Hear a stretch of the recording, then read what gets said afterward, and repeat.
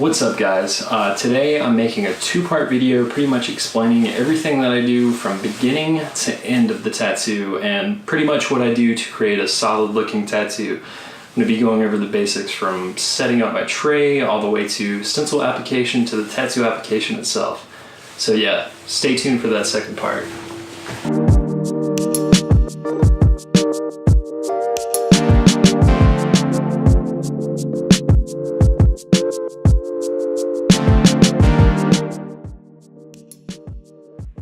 Most of the tattoos that I do, they don't have an outline, so pretty much what I'm trying to do here is trace all the shapes and shades, pretty much all the transitions of the shadows to the highlights and small little details like I'm doing on this mask right here on this firefighter. This will be a color tattoo. The reason that I'm outlining it in black and white is because I'm getting a really good idea for where the transitions are, to where the tonal values are. It's a little bit easier to see the darkest to brightest colors that way. And I would say 99% of the time I'm usually using my iPad Pro to make the stencil. Procreate is a really good application to use for that as well. Now I'm pretty much trying to just pull all my colors out to the side to do a really quick color study, so when I go to choose my ink I can pull them from the cabinet super quick.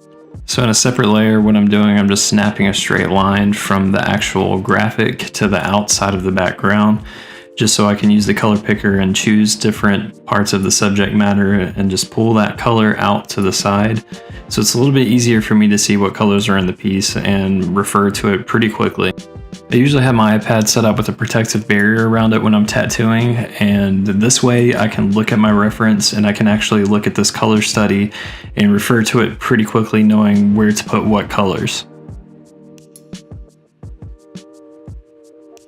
So what I'm doing now, I'm just making sure that I have all my layers that I need in the right order. I have my black and gray and my color, and then I have a line drawing, which I'm going to take one of those line drawings and then I'm going to drop the brightness all the way down. Doing this, I'll have two separate line drawings. I'll have one that is red, which will be my roadmap while I'm doing the tattoo, and then the black one that I just made, I will be using this to create my stencil from.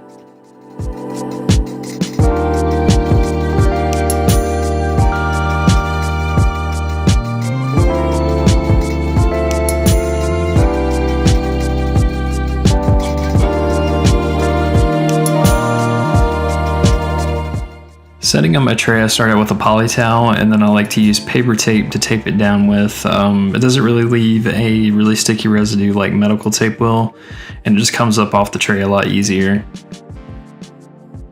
As a lubricant, I like to use Aquatat during the tattoo process, and also put down some stencil stuff, usually right after that, and I use that to transfer the tattoo stencil to the skin.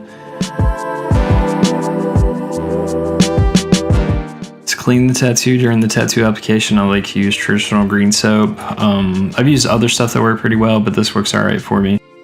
Whenever I'm doing a huge piece with a lot of colors in it, I like to use two different rinse cups, one for darker colors and one for lighter colors.